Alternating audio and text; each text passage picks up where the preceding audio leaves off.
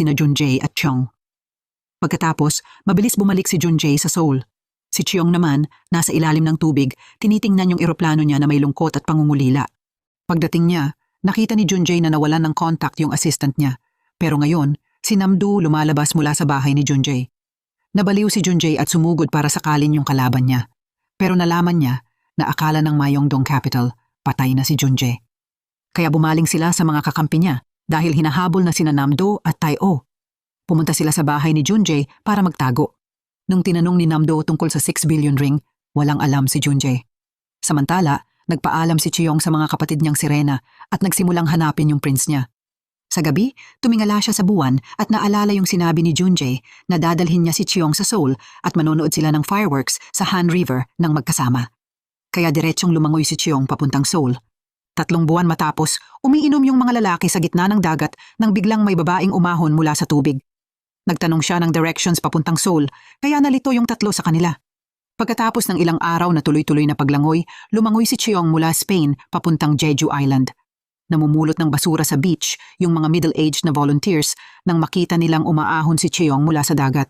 Lumapit si Cheong at nagtanong ng directions papuntang Seoul. Sakto, balak din pala ng mga taong pumunta doon, kaya mabait nilang pinasama si Cheong.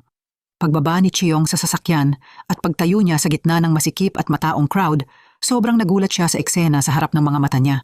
Sa daan, lahat ng nakakasalubong niya nagtatanong tungkol kay Junjae dahil ilang araw na hindi kumakain si Cheong. Nag-crave siya ng fish cakes pero wala siyang pera, kaya pinagalitan siya at pinalayas ng may-ari. Hindi alam ni Cheong na kakadaan lang pala ni Junjae malapit sa kanya. Habang naglalakad-lakad si Cheong sa kalsada, nakita niya yung grupo ng students na nang-hold up ng pera sa isang babae. Pagkatapos matuto, nag-practice siya agad. Tapos tuloy lang si Cheong sa paglalakad. At na-encounter na naman niya yung grupo ng mga babaeng students na nambubuli ng iba. Tumakbo siya para pagsabihan sila pero pumalpak. Kaya napilitan si Cheong na i-roll yung dyaryo at takutin sila.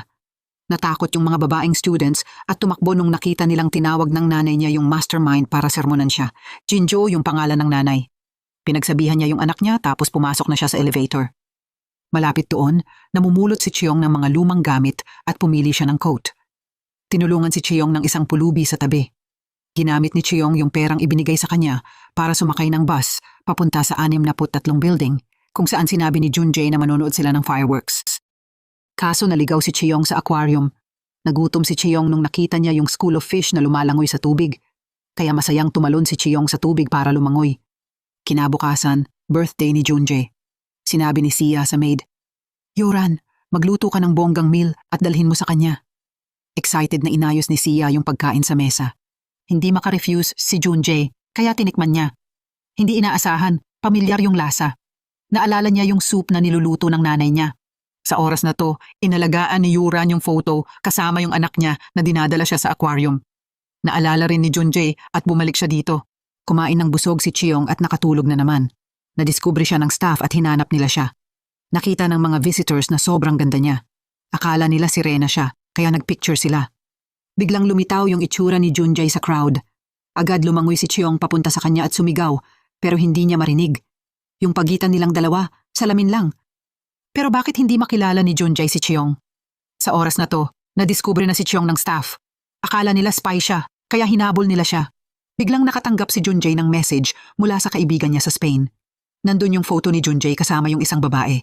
Nung in-zoom ni Junjae yung photo, na-realize niya na ito yung babaeng nakita niya kanina. Agad bumalik si Junjae para hanapin si Cheong. Nagkita ulit silang dalawa. Habang nakikita ni Cheong na palapit ng palapit si Junjae, hindi niya napigilan yung luha niya at naalala niya yung araw na yon. Binigyan ni Cheong si Junjae ng bracelet kasi alam niyang gusto niya yon. Nag-confess din si Cheong ng feelings niya at nangakong hahanapin niya siya. Tapos umalis si Cheong nang ayaw pa niya. Balik sa nakaraan, nag-report yung isang guard sa district magistrate na may nangyaring kakaibang pagnanakaw sa mga village sa tabi ng ilog kagabi. Yung mga damit at sapatos na pinapatuyo, biglang nawala. Sa lugar na yon, may lumitaw na rare pearl. Nakarating din yung balita sa official. Agad niyang nalaman na sirena yon. Sobrang excited yung concubine na si Nan nung narinig niya. Inutusan ng official yung mga tao na hanapin at patayin yung sirena. Gusto niyang pigilan siya na mahanap si Dam Ryong. Magkakalat sina Seonggil at Nan ng masasamang chismis na lahat ng recent natural disasters ay dahil sa sirena. At nangyari nga lahat tulad ng sinabi ng official. Natakot yung mga villagers at nag-riot. Pinakiusapan nila yung county magistrate na sirain ang Cyrena para mawala yung sakuna. Nung nalaman ni Damryong na pupunta si Sehwa para hanapin siya, lagi niyang naaalala yung pangako nilang magkita sa isang snowy day. Kahit nagmakaawa yung kuya niya kay Damryong, sumakay pa rin siya sa kabayo at pumunta sa meeting place nila ni Sehwa. Sa oras na to, sa ilalim ng mahina at malamig na niebe, naghihintay si Sehwa kay Damryong. Pero yung dumating ay 3 assassin na nakaitim. Inatake nila ayon sa utos ng opisyal. Agad na nablock ni Damryong yung unang slash. Pagkatapos masaksak ni Damryong yung assassin, inindayog niya yung espada niya at lumingon siya para tingnan si Sehwa. Balik sa present, nahabol na ng staff si Chong. Buti na lang, nagkunwari si Junjay na police officer at nagawa niyang dalhin si Chiong sa ibang lugar. Agad tinanong ni Junjay si Chiong kung kilala ba siya, bakit sila nagkita at ano pangalan niya. Kahit ang daming tanong ni Junjay, tahimik lang si Chiong kaya wala siyang magawa. Sa labas, hawak ni Junjay yung kamay ni Chiong habang tuloy ang pagtatanong pero ayaw sumagot ni Chiong. Nung umalis si Junjay, hinabol siya ni Chiong. Kaso may dumaan na kotse at nawala sa paningin ni Chiong si Junjay. Naghahanap si Chiong at nakasalubong niya yung isang scammer na dadalhin na sana siya pero lumitaw ulit si Junjay. Yung scammer, nakasalubong pala niya yung mas malupit kesa sa kanya. Isang tulak lang ni Junjay, nasa kamay na niya yung wallet ng scammer. Wala nang choice, umalis ng maayos yung scammer. Tapos naglalakad sina Chong at Junjay magkasama sa tabi ng Han River. Sa oras na to, biglang sumabog yung fireworks sa langit. Hindi alam ni Chong yun, kaya agad siyang tumakbo at niyakap ng mahigpit si Junjay kasi akala niya baril yun. Nung nakita ni Junjay na natatakot si Chong, mahinahon niyang sinabi kay Chong na magtiwala siya at binuksan niya yung mga mata niya. Nung na-realize ni Chiong na fireworks pala yon, naalala ni Chiong yung promise nilang dalawa at masayang pinanood yon kasama si Junjay. Pagkatapos ng fireworks, gusto pa rin sumunod ni Chong pero hindi siya pinayagan ni Junjay. Sa huli, pumayag din si Junjay na sumama si Chong sa kanya. Tingnan mo, nasa research room siya, iniisip yung misteryosong ancient vase. Kahit gawa yung vase nung Joseon era, may modern patterns yung design niya. Nung nakita ni Namdo at Tae-o na first time mag-uwi ni Junjay ng tao, tapos babae pa, sobrang nagulat sila. Pagkatapos magluto ni Junjay ng noodles para kay Chiong, inilabas niya yung bracelet at tinanong si Chiong tungkol doon. Sa pagkakataong to, inamin ni Chiong na siya yung nagbigay nun sa kanya. Hindi naniwala si Junjay at tinanong kung bakit wala siyang naaalala tungkol sa kanya. Dahil sa tanong na yon, yumuko lang si Chiong at nanahimik. Nung nakita ni Chiong na lahat may pangalan na pwedeng itawag sa kanya, hiniling niya kay Junjay na bigyan siya ng pangalan.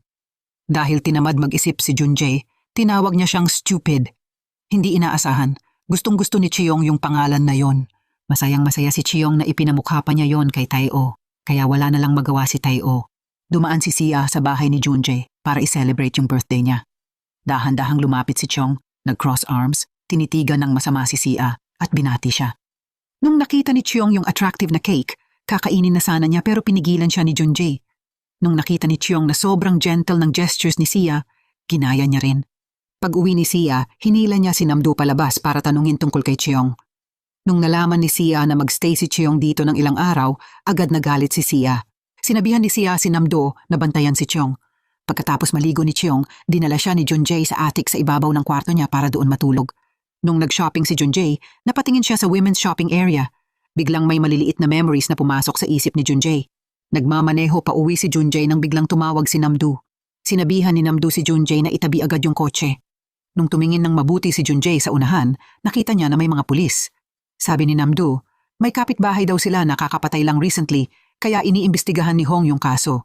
Isa siyang pulis na laging gustong ipakulong si Junjay. Pero ngayon, worried si Junjay kay Chiong kasi mag-isa siya sa bahay kaya delikado. Nanunood ng movie si Chiong nang may nag-doorbell. Yung killer pala si Ma Dae-young. Habang kinukumbinsi ni Ma Dae-young si Chiong na papasukin siya sa bahay, dumating si Junjay sakto. Sinamantala ni Ma Dae-young yung gulo nung dumating yung ibang pulis at umalis siya. Inaayos ni Junjay yung papers niya nung dumating si Hong. Nung muntik nang mabuking si Junjay, dumating si Namdo para mag-report ng peking kaso at nailigtas siya.